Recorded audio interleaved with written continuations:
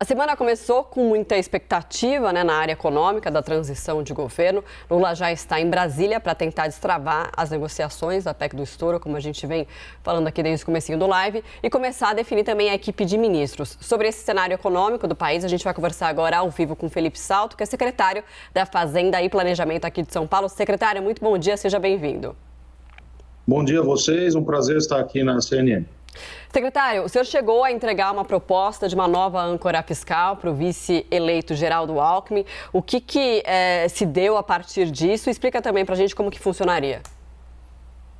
Bom, primeiro dizer que o ex-governador, atual vice-presidente eleito, Geraldo Alckmin, com quem tem uma relação antiga, já nos conhecemos há muito tempo, ele me pediu sugestões, avaliações sobre o quadro fiscal, econômico, e como eu estudo esse tema já há bastante tempo, então formulei, com a ajuda de alguns economistas e intelectuais públicos, digamos assim, uma proposta, uma minuta de proposta de emenda à Constituição, mas que eventualmente também poderia ser um projeto de lei complementar, para tentar deslocar o centro do arcabouço fiscal, das regras fiscais, do teto de gastos para a dívida pública. Isso não significa que não vai haver um teto, uma regra para o comportamento dos gastos públicos, mas sim que essa regra para os gastos passaria a ser auxiliar nessa proposta que nós estamos pensando. Secretário, seja muito bem-vindo, é um prazer falar contigo. Eu gostaria de saber se o senhor aceitaria ser ministro, caso fosse chamado. Olha, eu fico muito honrado de se cogitar essa possibilidade. Gosto muito do trabalho que eu tenho feito aqui na Secretaria da Fazenda de São Paulo, a convite do governador Rodrigo Garcia, e evidentemente que para os economistas, especialistas em contas públicas, que é o meu caso, é sempre uma oportunidade muito grande a gente poder dar colaborações para a discussão da agenda pública e, quando possível, dentro do setor público, né? É o caso agora da minha atuação, primeiro no Senado, na Instituição Fiscal Independente, e nesse momento na Secretaria da Fazenda.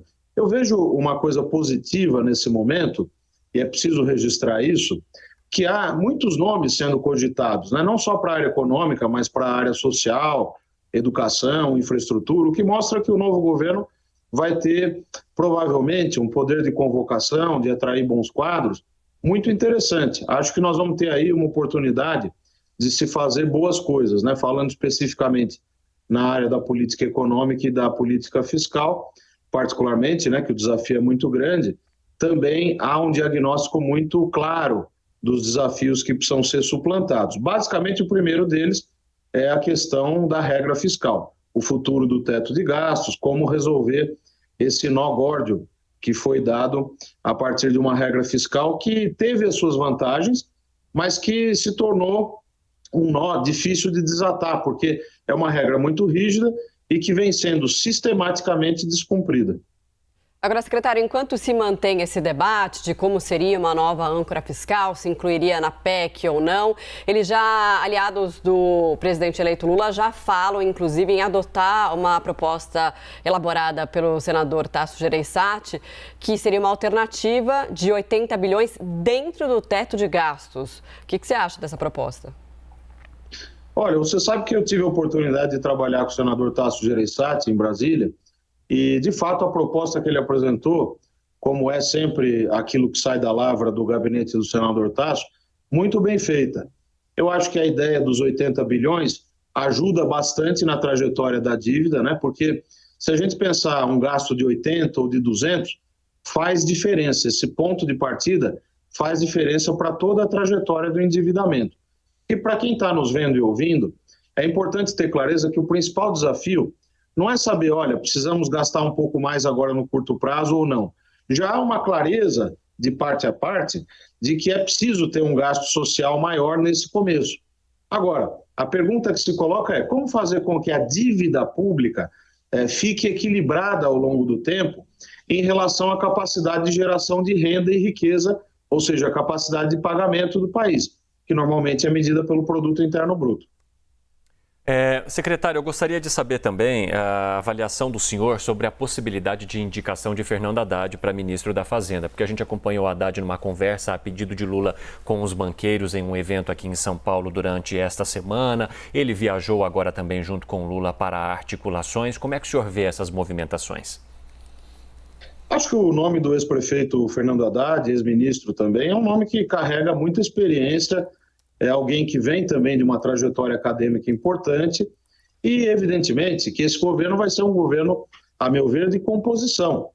O presidente Lula, o vice-presidente eleito Geraldo Alckmin, tem muita experiência. O Alckmin aqui em São Paulo, 4 vezes governador do estado, sempre teve equipes muito boas. A situação fiscal aqui de São Paulo, por exemplo, que nós vamos deixar para o governador eleito, Tarcísio, é bastante positiva. Nós vamos deixar a menor dívida pública líquida da série histórica, um caixa de mais de 30 bilhões.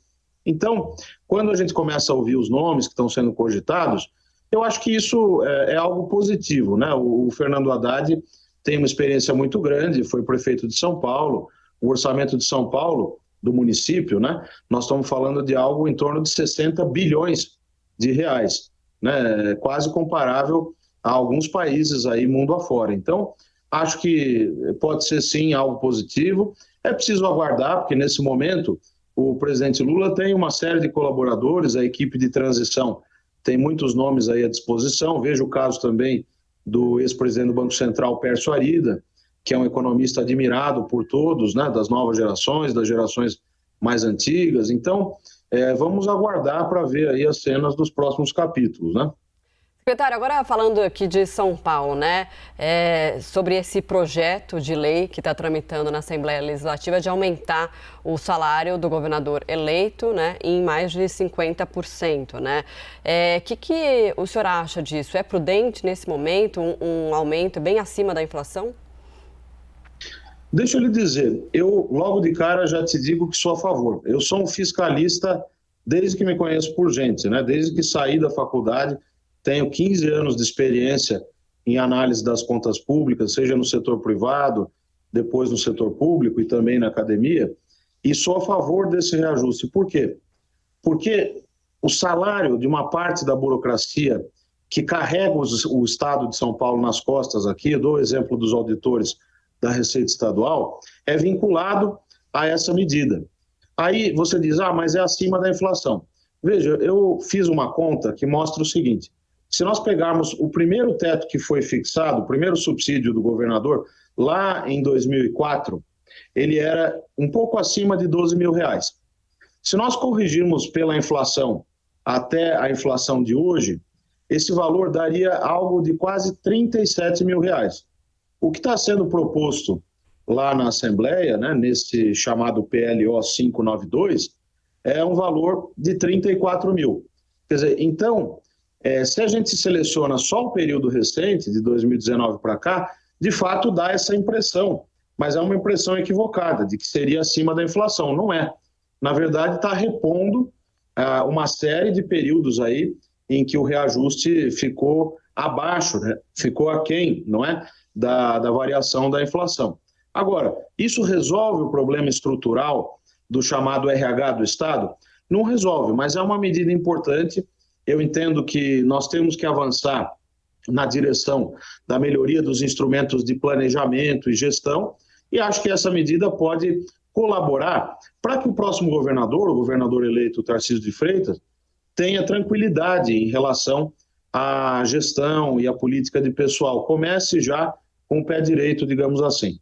Secretário, voltando a essa PEC que Lula precisa, então, para começar a governar, para, segundo a equipe do governo, pagar pelo menos R$600 de Bolsa Família, que hoje é Auxílio Brasil para a população, a gente muito discutiu, inclusive nessa edição aqui do Live, sobre o governo que Lula pegou lá atrás e o governo que ele está pegando agora, né? Porque ele tem usado justamente os seus mandatos anteriores para justificar uma responsabilidade fiscal que ele teria ou terá agora. O senhor, como um analista, então, de contas públicas, dessa história política e fiscal aqui no país, como o senhor mesmo mencionou, como é que analisa aquilo que foi e aquilo que pode ser com o cenário atual? Olha, excelente pergunta, porque, de fato, há uma certa tendência de dizer que o governo atual vai pegar uma terra arrasada. Não é bem assim.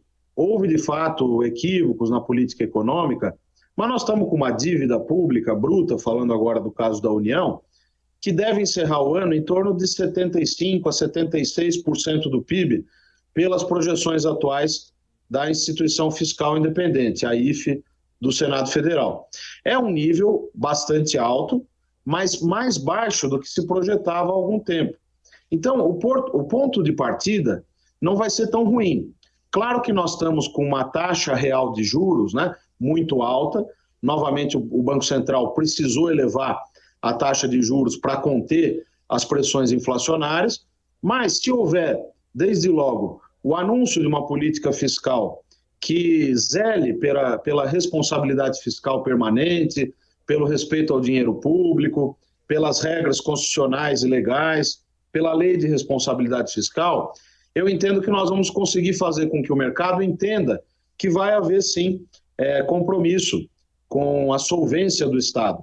Né? É disso que se trata, porque quando a gente fala de dívida pública, por que há essa preocupação com o mercado? Porque é o mercado que tem poupança para financiar o governo.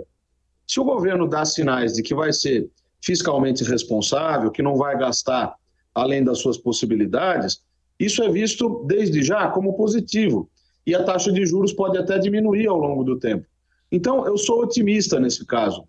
Veja que desde o ministro Pedro Malan, em 1999, no governo Fernando Henrique, quando foram adotadas as chamadas metas de resultado primário, receita menos despesa, sem considerar o gasto com juro, essa política teve sucesso. O próprio governo Lula manteve esse padrão de responsabilidade fiscal e a dívida pública em relação ao PIB diminuiu. É possível repetir esse feito, né? Ter um comportamento para as contas públicas que não impeça a execução de políticas que são muito importantes, mas que também não caia na armadilha de não zelar pela responsabilidade com o dinheiro público, pela responsabilidade fiscal, que está, evidentemente, muito bem marcada, né, na nossa Constituição, chamada Constituição Cidadã, que é a Constituição de 88, e na própria Lei de Responsabilidade Fiscal, que, aliás, completou 22 anos em maio de 2022. A gente conversou com o secretário da Fazenda e Planejamento de São Paulo, Felipe Salto. Secretário, muito obrigada, um ótimo dia, até uma próxima oportunidade. Eu que agradeço, bom dia a todos.